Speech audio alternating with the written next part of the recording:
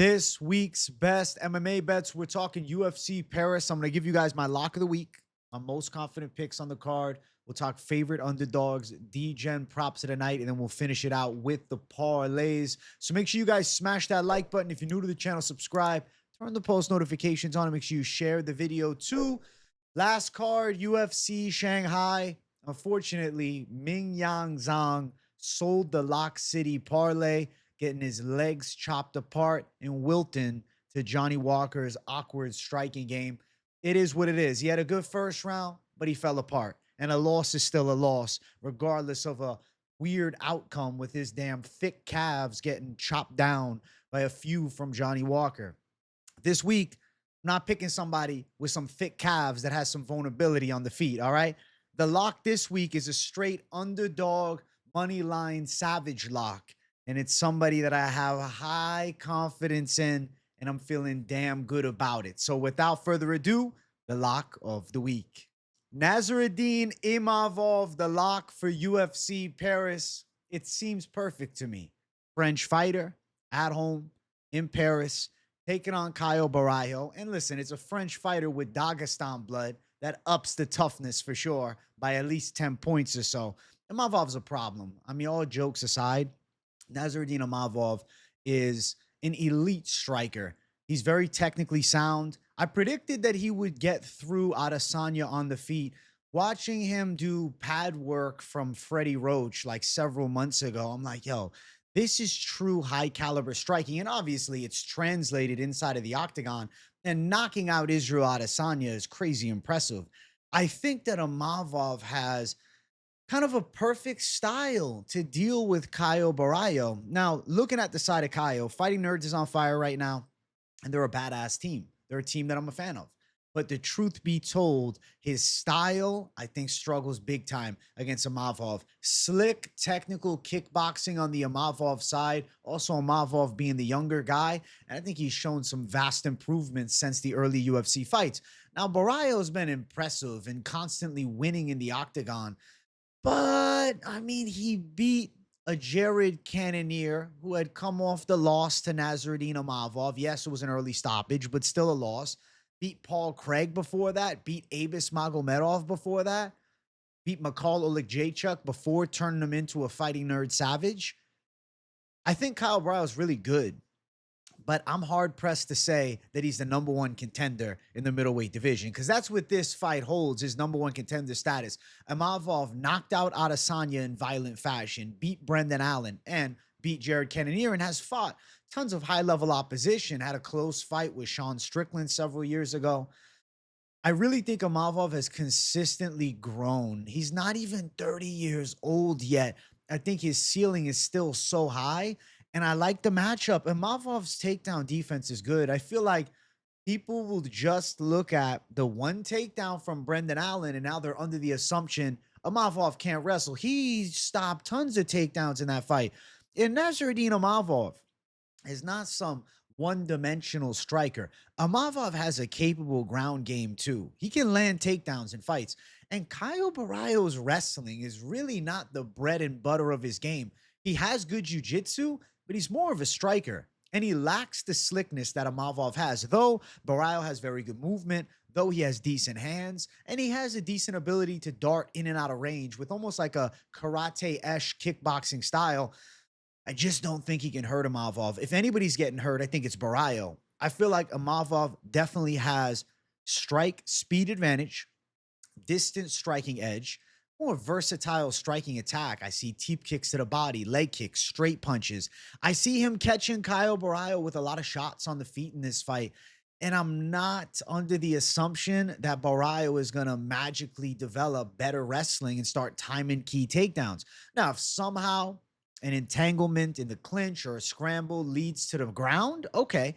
In grappling and pure jiu-jitsu, yes, Borralho is better. And if he was able to find some sorts of advantageous position on the ground, I could see control time. But I don't think he's submitting Nasruddin Imavov. At best, he could win a round by the fight ending up there. But what I'm saying is I don't think it's him getting the fight there. There's going to be some type of error from Imavov that leads him to his back. I doubt it's a takedown. Let me pop out the Zin for good luck here. I feel like Nasruddin Imavov is going to show he's elite caliber and really is deserving of a title shot, even though Khamzat seems like a treacherous hill to climb as far as matchups are to be made. Middleweight title challenger, kickboxer, who's defensively sound versus the most nasty wrestler, maybe in middleweight, probably in middleweight division history, probably MMA history, maybe. Khamzat's a different animal. But let's not look too far ahead. Nasruddin Imavov is my underdog lock because he's incredibly well-rounded at this point. He does have 5-round cardio. He has a very well-refined technical kickboxing skill set, and I think he's going to be able to out-kickbox Borralho. I see Borralho getting caught with shots straight down the center. I see Imavov with good lateral movement. I see Borralho getting outstruck. I think Imavov can land some hard shots. Borralho's chin seems to be good. I don't know how good. I'm leaning towards a Imavov decision, but I've spoken upon this throughout the week. I mean, I think a knockout for Imavov is not out of the realm of possibility. But if you're on the gambling side, it's this week's best MMA bets. You don't have to chase a knockout. You have a plus money Nasruddin Imavov. How is he plus 115? How? How is Imavov an underdog in this fight? He's coming off a win over MMA legend Israel Adesanya. Beat another high-level contender in Brendan Allen, and fight before that, beat Jared Cannonier. Yes, it was an early stoppage, but he was putting it on Cannonier, and he probably would have knocked Cannonier out later anyways. I think that Imavov should be a favorite. I think these lines are completely wrong. Wrong lines, main event, hometown too, for Imavov being the French fighter. I guess home, country, not necessarily hometown. I'm going with Nasruddin Imavov to beat Kyle Borralho as my savage dog lock at plus 115 and closing out the night with the underdog call to cap it off, or closing out the afternoon because the card starts at 12 p.m. Eastern time. It's going to have a good feeling. Nasruddin Imavov, savage underdog lock for UFC Paris from me, and he's going to handle business against Kyle Borralho. I'm very excited. Now, I want to jump to the next section. I want to talk about some of my most confident picks on the card. I want to discuss some of the chalky lockies. Now, of course, Nasruddin Imavov is definitely a most confident pick, but for the sake of this section, I figured let's just drop some others. But yes, put Imavov as a most confident pick, even if he's not going to be on the screen. We'll bring them all up and let's go one by one and let's talk about what I'm looking at here. So Mauricio Ruffy, he's a lock in this fight. Mauricio Ruffy is going to knock out Benoit Saint-Denis. I think knockout is also a lock. I think knockout's a confident pick. Now, money line, okay, for the side of Mauricio Ruffy, minus 180. I don't understand how he's not a minus 250 to minus 300 favorite.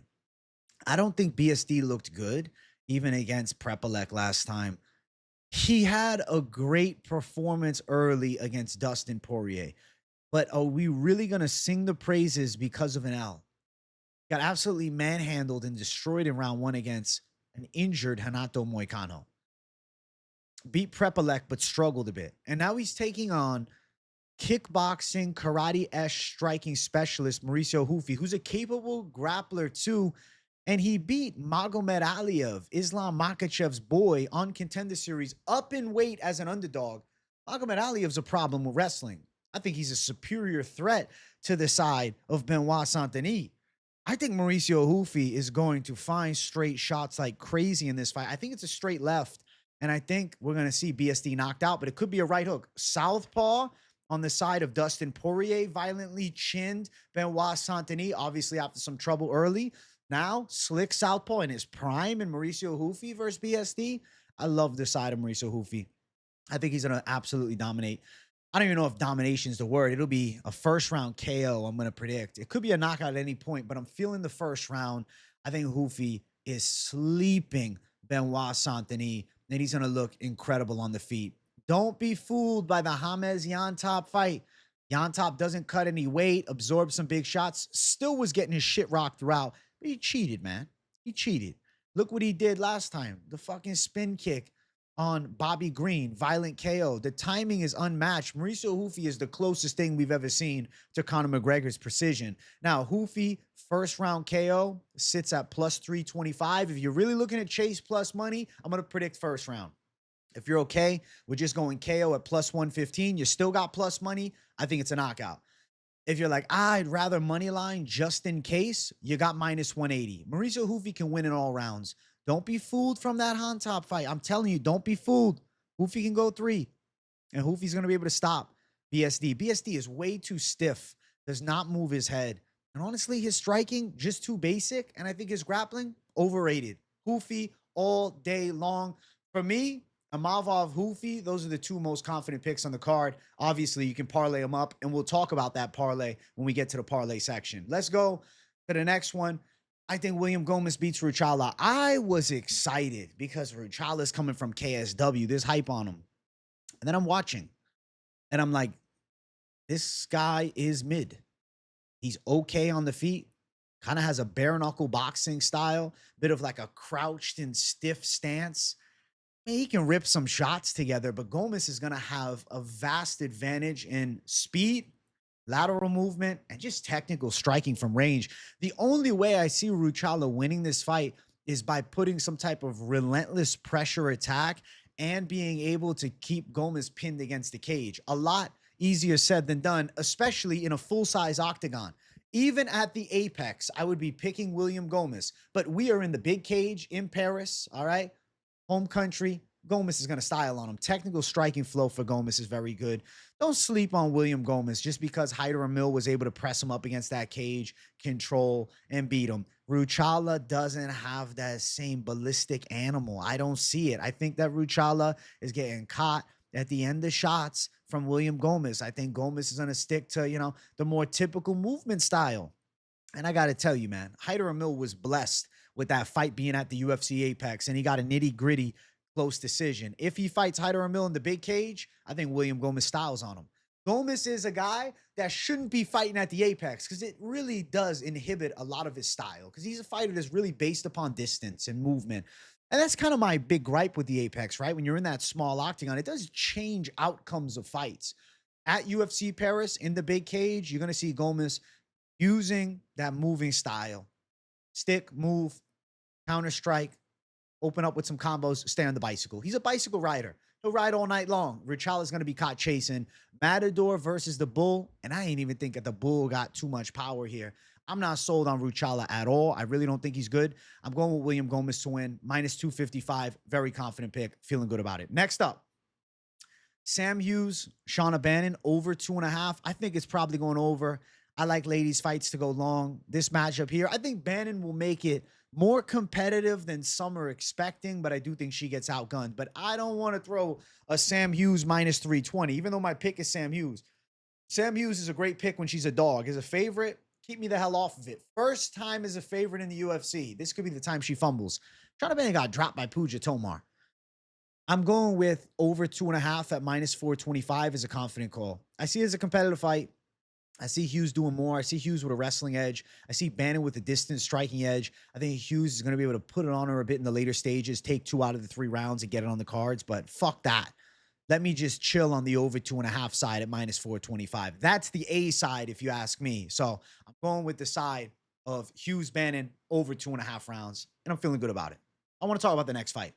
My boy Modestas Bukauskas. You think I'm going to back off the Bukauskas side now? Minus 350. I have had faith in Bukauskas over recent fights. I have seen evolution in his game, okay?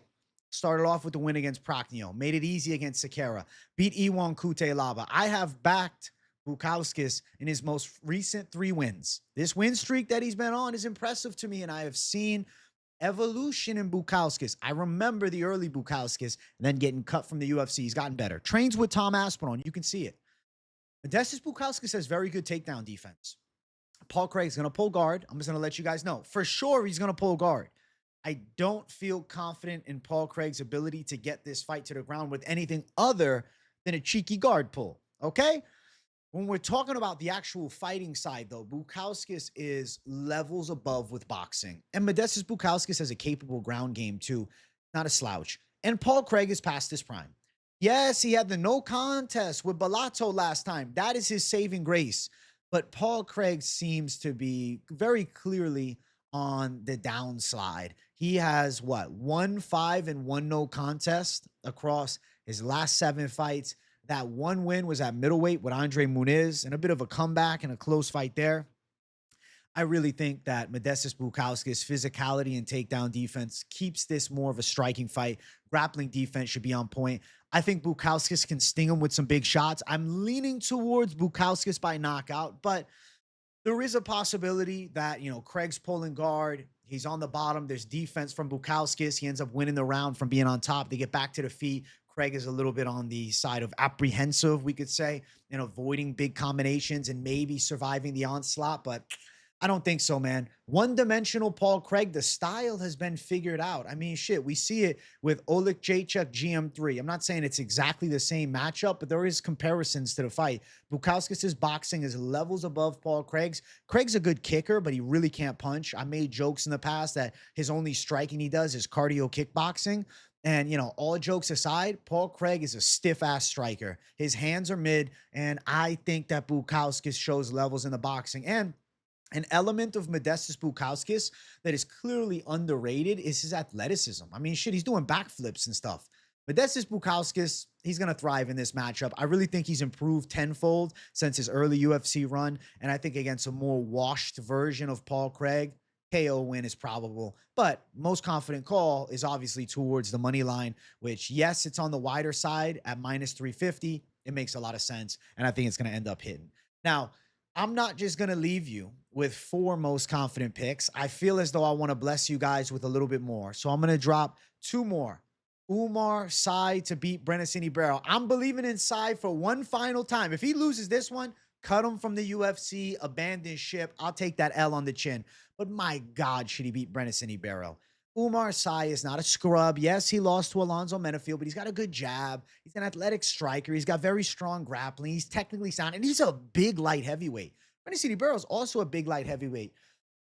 But he's a bit of, a gunslinging power hitter that I think's power is overrated. I mean, shit, split decision or close decision with Kyle Machado. I wasn't impressed there. And then he beat DR Nurgajai, but Nurgajai is terrible. His grappling skills suck. Look what Uran Sadibaliev did to him this past card. Come on, man. Yes, Brennison Ribeiro's got the fluke underdog chance, and I get it. Oumar Sy pissed everybody off, losing to Alonzo Menafield in what seemed like a sure thing as the prospect was thriving up the ranks with his freaky frame, closest thing frame-wise we've seen to a John Jones. I was even calling him like a French John Jones. Maybe not, but he's going to beat Brennison Ribeiro. Minus 500. Yes, it sucks as odds go, but I think he wins the fight, and I think he's live to get it done inside the distance as well. That inside the distance line, I'm actually curious. What are we looking at here? Minus 145 Sy inside distance. I think inside distance is probable. I feel like he'll force a finish, but to be fair, Sy could be a safety first stylist and end up winning on the cards. I wouldn't be like absolutely flabbergasted if that was the case. Next up, I'm going Kawe Fernandez against the short notice Harry Hardwick. I think Harry Hardwick is a dog, and I actually think he's quite good at featherweight, though. Up in weight, at lightweight against Kawe Fernandez, he's a puzzle to solve, man. Kawe's a slick striker with a well-rounded MMA game. He's fast on the feet. Harry Hardwick taking the fight on very short notice, a weight class above. I think he struggles with Kawe, but I'm happy to see a Hardwick brother finally making it to the UFC. Harry's got pretty good punch combinations. Kind of reminds me of like a drunken pub brawling version of Nick Diaz. Stay with me, but you can see comparisons to that. Rips some slapping combos in close, does have a capable ground game, has 5-round cardio, obviously has shown that. The guy's good. Harry Hardwick solid. But Kawe Fernandez is going to have more precision, faster striking, more explosive striking, more of a rangy kickboxing style where I think he thrives from distance in the fight. He's able to move on Hardwick pretty well. I think Hardwick's tough and probably survives till the end. And I think he'll make it competitive, especially that 3rd round. Watch for Hardwick with a late flurry or something like that. Even on short notice, I think he's a guy that stays in shape all year long. But I'm going to pick Kawe Fernandez. I'm going to lean towards the guy that's battle-tested in the UFC. Only loss is that close Mark Jacasey split decision in the debut. Since then, 2 wins. Obviously sent Garam Kutiteladze essentially packing 2. I feel like Kawe can get past the Harry Hardwick test, especially with Hardwick going up in weight on a week's notice or less, really, for this fight. This fight was booked, what, Monday? I'm going to go with Kawe. I'm feeling confident he wins, and I'm going to go with the guy that had the full camp as opposed to a Savage stepping in on short notice, but I think he's going to be beaten by the more technically proficient Nova Uniao prospect. And he was supposed to fight Fares Ziam, who's a monster. I was picking Ziam, but I thought Kawe would give Ziam some trouble, too. But now Hardwick, I think it's a matchup he can win. He should be thankful because Ziam was a hell of a damn fight for him. That was a tough matchup. But this better. Hardwick's a gangster, but winnable for Fernandez, and I'm gonna pick him. Now I want to also drop one more. I'm gonna call it the honorable mention, but I like him too much not to include him. Gustafsson, Andreas Gustafsson, the real mauler. I know Alexander the Mauler Gustafsson, but Andreas Gustafsson is the essence of a mauler. I think he's finally given Renat Fakhretdinov that UFC loss. Please, he was supposed to lose to Lial, I thought. Decision-wise, I disagree with the cards, but it is what it is. And you know what? At the time, I had him picked, and it cashed a huge, Degen parlay. So, I guess you could say I was slightly happy in that aspect, but not for the sanctity of the sport, all right? I want fair decisions. Draw with Zaleski, split decision with Dalby, controversial against Lial. Andreas Gustafsson is relentless. I'm picking Gustafsson. Gustafsson's my guy. I'm a fan. I had him against Chaos Williams. I said he's going to break him, and he did. All right? I'm a Gustafsson believer. I think his style is so hard to deal with because it's just relentless onslaught. Fakhretdinov has shown signs of slowing down. I think his wrestling's overrated. He gets sloppy in round number 3. I think Gustafsson, relentless forward pressure, maybe tying him up against the cage, ripping him with shots in close, in a bit of a nitty-gritty and scrappy dogfight. As long as Gustafsson got a chin on him, which I believe he does, I think he's getting the hands raised. So Andreas Gustafsson as another call for the most confident picks. I figured since I had an over as a most confident pick, I'd give you guys 7 because I'll do 1 over with 6 straight fighter picks, and I'm feeling great about it. Let's go. Andreas Gustafsson, my guy, getting it done. I had to include him, and he's money lineable at -115. Not saying you won't sweat. Not saying you won't worry. Not saying it's not going to be close in moments. But he'll dig deep at the end, and I'm picking the guy that I know finishes fights stronger. I'm going with Andreas Gustafsson. I'm sick of this windmilling bullshit from Renat Fakhretdinov. I hope Gustafsson finishes him, but I lean decision. But I could see Gustafsson melting him. It's Gustafsson time. He's the call in this one. Most confident picks. There's your slate. Now, I do have a couple other underdogs that I'm going to discuss. I have 2 more, and I want to jump to the favorite dog section. So let's jump into it. Let's bring them both up on screen. We'll first talk about Patricio Pitbull, who I'm picking to win. He's around +182. Now, I get it. Though saying Kita is a monstrous striker, he's terrifying on the feet. But I have big questions around Kita's level of opposition in octagon and grappling defense. Yes, takedown defense looks good. Of course. A lot of guys with nasty kicking skills and fast, explosive punches also have good hips. But when it gets to the ground, and I will predict that it gets to the ground, Pitbull will find a way. Pitbull can wrestle. Pitbull's still in, he's not maybe in his peak, but he's still in some sort of a prime, even though he's 38. What happens when Kita is on his back? I'm not sure. I know his striking is slick, man. Throws bombs, ripping wild hooks, and just the way he closes the gap with precision is terrifying. On the feet, I think he can handle Pitbull. And if he goes out and knocks Pitbull out, I'll be the first to say bravo. But I got to go with Patricio Pitbull's MMA experience and now UFC experience. Yair Rodriguez handled him bad. And I guess you could say Kita is similar in some capacity to that fight, maybe. The difference is he's not a grizzled UFC vet that's fought for a world title. He's not a former interim champion. He's a guy that ran the show in Octagon and is now stepping into the UFC against the greatest Bellator fighter of all time. I'm going to believe in Bellator once more. I'm going to go Patricio Pitbull. When there's a will, there's a motherfucking way. I'm going to say Pitbull finds a way on the ground specifically. +182 is a dog. You don't want to play it. I get it. If you like Kita, good luck to you. But I'm picking it, and it had to be included because it is a dog pick in the most, favoritist underdog section.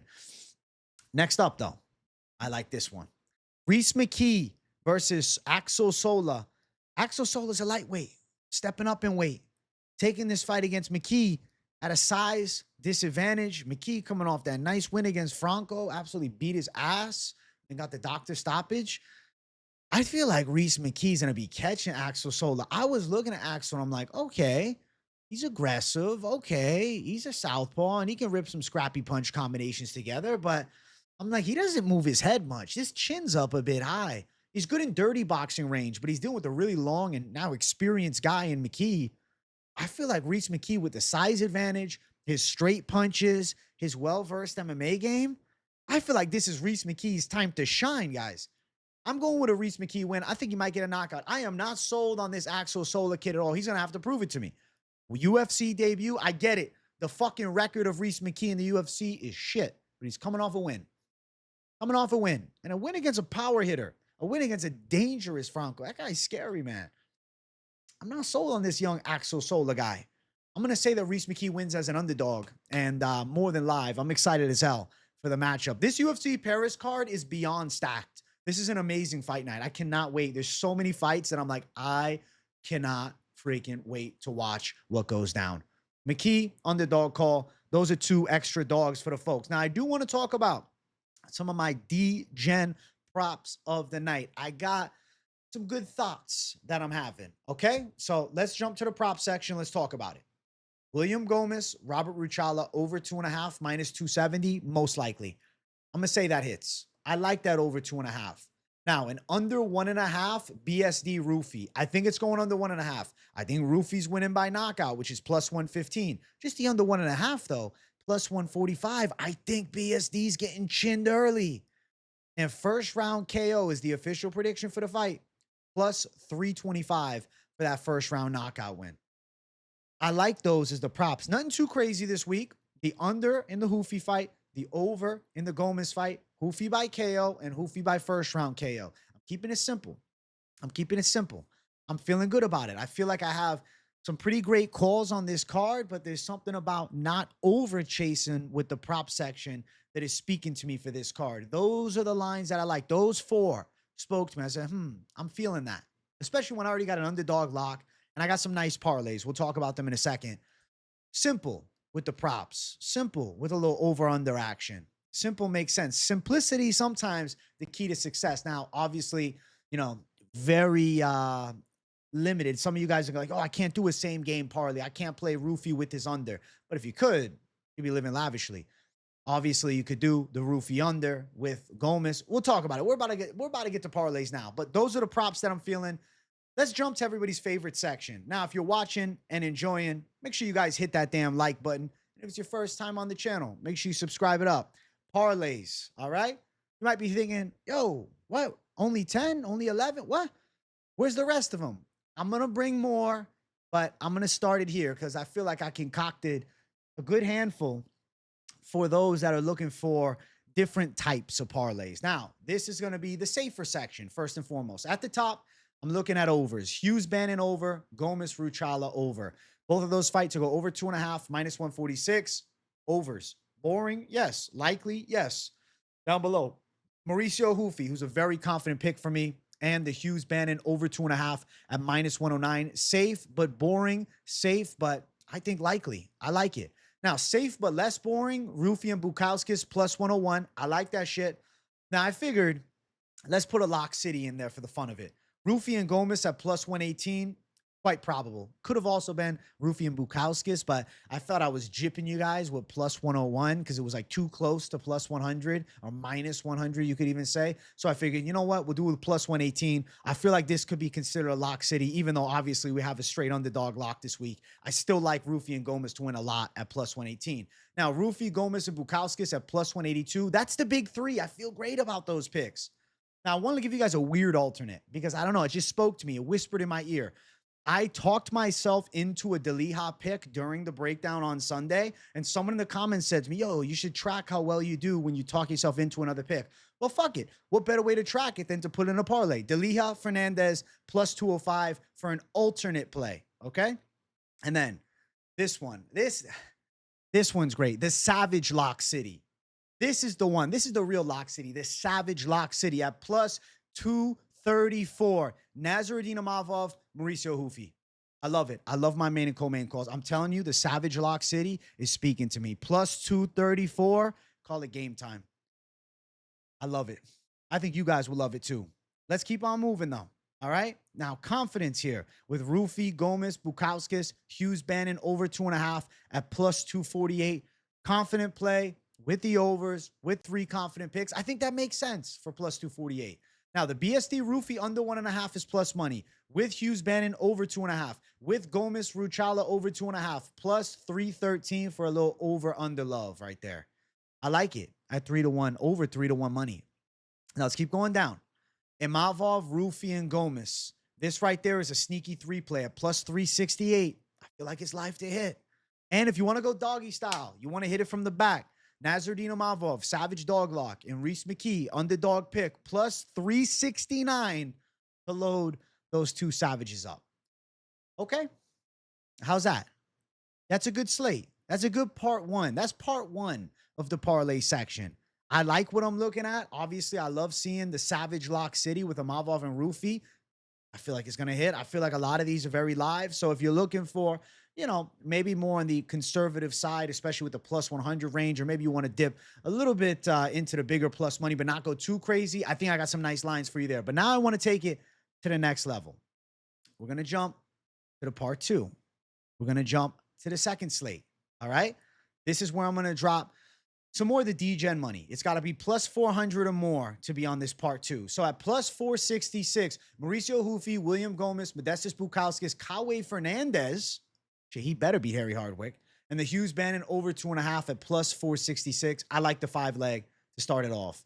Now, the money 4 down below at plus 478. Imavov underdog, Mauricio Ruffy, Gomez, and Hughes Bannon. So really, it goes from Lock City parlay with Ruffy, Gomez, to then the Savage Lock City, Imavov and Ruffy, and then taking it to a whole nother level with a confident over, another confident pick with Gomez, plus 478 for the money 4. I like the look of it. Let's keep going. Bukauskas, Sy, BSD, Ruffy under 1.5, Hughes Bannon over 2.5, Gomez, Ruchala over 2.5. I wanted to create something a little different with some alternate action instead of just, you know, putting the same fighters in. This is kind of what the sneaky confidence is here. If Sy loses, if he sells, my God, I think Bukauskas and Sy handle. I feel confident in my light heavyweight calls, and I like the under in the overs. I feel good about the sneaky confidence at plus 568. Seems quite probable. Let's keep going. Down below. Ruffy, Gomez, Bukauskas, Sy, Fernandez, Hughes, Bannon over 2.5. Plus 607. I think it's pretty likely. But I want to have some more fun with it. I want to run a little lower. Imavov, Ruffy, Gomez, Bukauskas, and the Hughes Bannon over 2.5. Plus 649. My God, Hughes Bannon better go distance here. I feel like a plus 649 quite live. Nice plays. I feel good about it. Solid 5 leg. 4 confident picks. 1 being the underdog lock. The rest being most confident picks with a confident over 2.5. Now keep it going. If you're feeling like, okay, I'm going to go with Oumar Sy, it's worth it to throw Oumar Sy in now because you go from plus 649 without Sy to plus 836 with Sy. Over 2.5 in the Hughes Bannon fight still. Same slate, just Sy in there. He should beat Ribeiro. I know people want to jump away. Oh, no, he sucks now. Alonzo Menifield's a long-time light heavyweight gatekeeper. I think he can win. So 836, different. I like the loss to Alonzo Menafield. That's what I'm saying. It's like, it's forgivable. I lost to Ribeiro, not so much. Let's keep going down. For all plus money, we have Mauricio Ruffy by knockout. Confident prediction. Nasruddin Imavov, badass, savage dog lock call. And Rhys McKee, plus 908 for all those plus money lines to hit. I like the chances. Let's keep going. At plus 985, we got Bukauskas, Sy, Fernandez, BSD, Ruffy under a round and a half, Hughes Bannon over 2.5, and Gomez, Ruchala over 2.5 rounds. Plus 985. How do we feel about it? I feel like it's probable. Plus 985, especially seeing the slate. I think it can happen. I think it can. I think it will. I think it should. Now, if you want to go Degen savage but sensible, Imavov, Ruffy KO, Gomez, Bukauskas, Sy, Hughes Bannon over 2.5, plus 1193. Imavov, I see him winning. Ruffy, I see him getting a knockout. Gomez, I see the W. Bukauskas, I see the W. Sy, I see the W. And Hughes Bannon, I see going over. Plus 1193 for the Degen savage but sensible. Now, I must say something. W in the comments to all you savages. Drop a sneaky in the comments if you didn't just screenshot and bail when I brought up this part 2 and like, oh, just check it later. You stuck around because you guys know if you consistently watch the show, I drop more thunder after the fact, and I'm making it even classier than before. I actually got a graphic written out for this next one, all right? So we can see everything that was on the screen, but I wanted to drop 2 with Gustafsson. Because I thought to myself after I'd created the parts, I'm like, where's my Gustafsson goal? I won't lie to you. I was thinking Gustafsson is a good honorable mention, but I decided to force it and say, no, it's a most confident pick while I started the damn show. At the end of the day, it felt right to me, and I have to go with the instinct on the inside. So I created this to bring some thunder after the fact. Imavov, Ruffy, and Gustafsson at plus 525. Underdog lock, savage confident pick, and close money line, and a guy who don't stop. Plus 525, I like that big three right there. Right under me, too. Then down below it, Imavov, Ruffy, Gustafsson, McKee, plus 1263 for, I'm not calling it Degen. I'm calling it savage plus 1,000 or more money with four guys that I think are going to fight for it hard, especially we know Imavov stylistically. I think he's got the edge. Ruffy's getting the knockout. Gustafsson's relentless. And McKee should beat this unproven. Plus 1263 for a four-leg? That's fantastic. I love the chances. I love the parlays. So sneaky to the folks who stuck around. These are the sneaky final two plays. Now, obviously, you don't have to play every parlay. I'm giving you guys a guide towards what you may be thinking and mixing it what I'm thinking. Best way to win is not just blindly tailing. It's doing your research and seeing where your research lines up with mine. See where we find agreements. See where our heads meet. And we say, okay, yeah, I see that. Okay, yeah, I see that. Now, if you do blindly tail, there's a high likelihood of success, especially on the safer parlays. You guys know, pretty much every damn week they're on point. Sometimes, decent amount of the time, the big plus money comes through as well. And I feel pretty good about the lineups that I got listed for you guys this week. I'm hearing rumblings of big W's coming. I'm feeling like it's more than live. So I hope you guys are feeling as good as I am with UFC Paris, because I'm hype as hell. I'm doing the Fight Companion, 12 p.m. Eastern time. So come watch it all with me. You'll see these results live and you listen to my badass play-by-play. I appreciate you guys for watching this week's Best MMA Bets. Definitely smash the like button if you enjoyed. And if you're new to the channel, welcome to the show. Subscribe. Keep it locked in for the daily content. Videos, live streams, and more every single day of the week. You don't want to miss it. Turn the post notifications on too. And listen, if you really loved it, share the video. And if you got nothing to say in the comments, but I do want to hear a savage dog lock from you guys, your most confident picks, your favorite props and parlays, let me know down below. And especially let me know whether you agree or not with my calls. But if you got nothing to say, W in the comments to boost the algorithm for your boy. Thank you guys for watching. I'll see you all in the next one. Much love. Peace out.